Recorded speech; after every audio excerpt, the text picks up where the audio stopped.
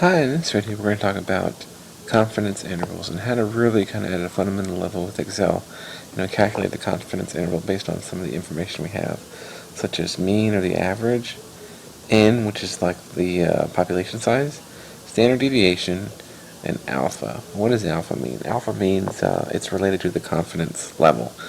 So if you want to have your confidence limit within a 95% certainty, that would be a 0.5 alpha, 1 minus 0.95. In this case, what this means is 90% certainty.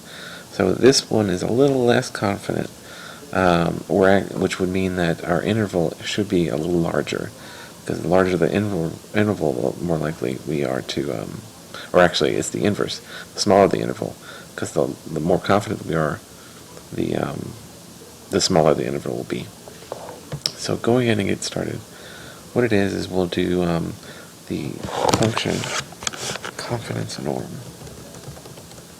Right here, the confidence norm function is what we want right now. So we got our alpha, we know alpha, it's 0.1.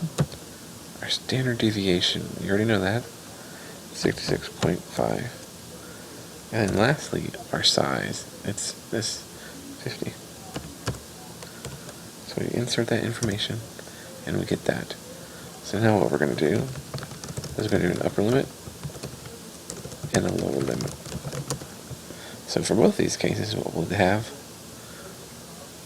our upper limit is going to be our mean, which is this, plus our calculation, whereas our lower limit is going to be our mean minus our limit.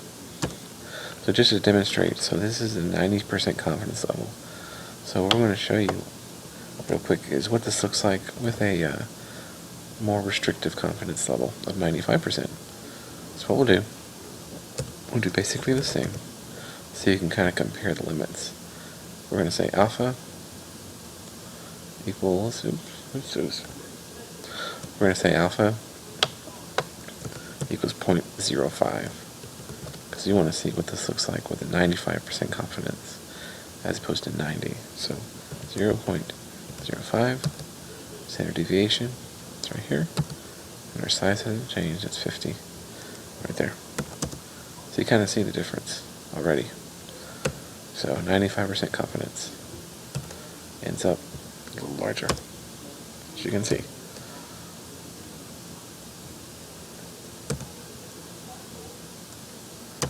So you can see the range in the actual scope. So just to give you a sense also. So the difference between these is 30, 36. So 95%, you can imagine that if you want to make sure that you sample from the limit and it has 95% confidence that it includes that group, what that mean?